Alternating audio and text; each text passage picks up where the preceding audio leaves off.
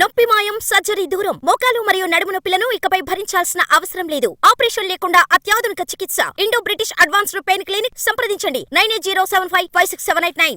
Sensational director Ram Gopal Varma భయపడ్డారా? ఎందుకొచ్చిన గొడవ కాస్త వెనక్కు తగ్గుదామని అనుకున్నారా? ఆయన ఇచ్చిన తాజా స్టేట్మెంట్ వెనుక మర్మం ఏంటి?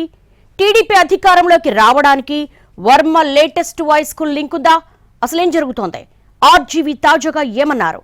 దాని చుట్టూ జరుగుతున్న చర్చ రచ్చ ఏంటి? వర్మ అలియాస్ ఆర్జీవీ కాస్త సినిమా పరిజ్ఞానం, మరి కాస్త రాజకీయ అవగాహన ఉన్న ఎవరికైనా పరిచయం అక్కర్లేని పేరు. ఇంకా చెప్పుకోవాలంటే కేర్ ఆఫ్ కాంట్రవర్సీ అనగానే ఠక్కున గుర్తుకొచ్చే పేరది. ఎప్పుడూ ఏదో ఒక వివాదాన్ని వెంటేసుకుని మడతపెట్టి సూట్ కేసులో పెట్టుకు తిరిగే వ్యక్తుల లిస్టులో టాప్ కేటగిరీలో ఉంటారాయన. టాలీవుడ్ అయినా బాలీవుడ్ అయినా తీసిన సినిమాల కంటే తెచ్చిపెట్టుకున్న వివాదాలతోనే ఆర్జీవీ బాగా పాపులర్ అవుతుంటారన్నది విస్తృత అభిప్రాయం. ఇంకా చెప్పాలంటే డైరెక్టర్గా సరుకు తగ్గాకే వివాదాలు పెరిగిపోయాయన్నది కూడా ఇండస్ట్రీ టాక్. ఆయన వ్యక్తిగత జీవన శైలి కూడా ఎప్పుడూ హాట్ టాపిక్కే. అంతా నా ఇష్టం, ఎవడేమనుకుంటే నాకేంటన్నట్టుగా ఆయన ఉంటున్నా సరే చూసే వాళ్లకు మాత్రం ఏదో తేడాగా ఉందే అన్నట్టుగా ఉంటుందట. ఇప్పుడు ఆయన గారి గురించి ఇంతెందుకు చెబుతున్నారని అనుకుంటున్నారా? జస్ట్ వెయిట్, అక్కడికే వస్తున్నాం. ఒకప్పుడు సంచలనాలకు కేరాఫ్గా, ఆ మాటకొస్తే ట్రెండ్ సెట్టర్గా ఉన్న ఆర్జీవీ సరకు తగ్గాక స్టైల్ మార్చారు. పొలిటికల్ మూవీస్ వైపు దృష్టి మళ్లించి రకరకాల సినిమాలు తీశారు. ఒకటి అరా తప్ప దాదాపుగా అన్ని బాక్సాఫీస్ దగ్గర బోల్తా కొట్టాయి. ప్రత్యేకించి టీడీపీ టార్గెట్గా వర్మ తీసిన సినిమాలు అప్పట్లో కలకలం రేపాయి. లక్ష్మీస్ ఎన్టీఆర్ నుంచి మొదలు పెడితే నిన్నటి వ్యూహం శబదం దాకా ఆ కోవలోనే ఉన్నాయన్నది సినీ విమర్శకుల మాట. నేను ఎవరినీ టార్గెట్ చేసుకోలేదు, నా స్టైల్లో నేను తీసేశానని వర్మ ఎన్ని స్క్రీన్ పలుకులు పలికినా వాస్తవం వేరన్నది ఎక్కువ మంది నమ్మకం. అలాంటి రామ్ గోపాల్ వర్మ తానిక పొలిటికల్ మూవీస్ తీయబోనని తాజాగా ప్రకటించేశారు. వ్యూహం సీక్వెలే లాస్ట్ సినిమా అని గతంలో మాట మాత్రంగా చెప్పినా లేటెస్ట్గా దానికి స్టాంప్ వేశారాయన. గతంలో అన్న మాటకు కట్టుబడి ఉన్నానని, ఇక మీదట పొలిటికల్ మూవీస్ తీయబోనని తాజాగా ఓ సినిమా ప్రెస్ కాన్ఫరెన్స్లో కరాఖండిగా చెప్పేశారు ఆర్జీవీ. ఆ స్టేట్మెంట్ చుట్టూనే ఇప్పుడు సరికొత్త చర్చ జరుగుతోంది. అంటే సార్కి ఇన్నాళ్లకు జ్ఞానోదయమైందా, లేక టీడీపీ కూటమికి అనుకూలంగా జనం ఇచ్చిన తీర్పును చూసి దిమ్మ తిరిగి భవిష్యత్తు బొమ్మ కనపడిందా అన్న చర్చ జరుగుతోంది.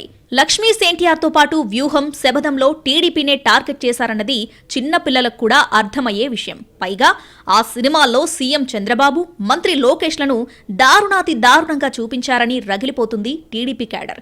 అప్పట్లో వర్మకు వార్నింగ్స్ ఇచ్చిన టీడీపీ నాయకులు సైతం ఉన్నారు. కట్ చేస్తే ఏపీ పొలిటికల్ స్క్రీన్ పై బొమ్మ తిరగబడింది. వర్మ అమితంగా ప్రేమించే వైసీపీ ప్రధాన ప్రతిపక్ష హోదా కూడా దక్కనంత దారుణంగా ఓడిపోగా టీడీపీ సారథ్యంలోని కూటమి బంపర్ విక్టరీ కొట్టింది. ఈ క్రమంలో తాజాగా జరిగిన ఓ మూవీ ప్రెస్ కాన్ఫరెన్స్ లో వర్మ చేసిన పొలిటికల్ మూవీ సన్యాస ప్రకటన చుట్టూనే సబ్జెక్టు నడుస్తుంది. అంటే వర్మ ఇప్పుడు భయపడుతున్నారా? మరోసారి టీడీపీని టార్గెట్ చేసుకుని మూవీ అంటే ఇక శంకరగిరి మాన్యాలేనని భయపడుతున్నారా? లేక రొమాంటిక్ థ్రిల్లర్ మూవీస్ పరంగా సరుకు అయిపోయినట్టే, ఇక రాజకీయ కథలతో కూడా సినిమాలు తీయలేనని డిసైడ్ అయ్యారా అన్న చర్చ జరుగుతోంది. ఎవరి సంగతి ఎలా ఉన్నా టీడీపీ విక్టరీతో రామ్ గోపాల్ వర్మకు నిజంగానే మైండ్ బ్లాంక్ అయి భవిష్యత్తు బొమ్మ కనిపించుంటుంది. అందుకే ఆయన నోటి నుంచి అలాంటి స్టేట్మెంట్ వచ్చుంటుందన్న మాటలు కూడా వినిపిస్తున్నాయట కొన్ని వర్గాల నుంచి. ముంబై మాఫియానే నన్నేం చేయలేకపోయింది, నేను మోనార్క్ని అంటూ ఒకనాడు బింకాలు పలికిన డైరెక్టర్ ఇప్పుడు ఎందుకిలాంటి నిర్ణయం ప్రకటించారన్నదే బిగ్ క్వశ్చన్ అంటున్నారు పొలిటికల్ పరిశీలకులు.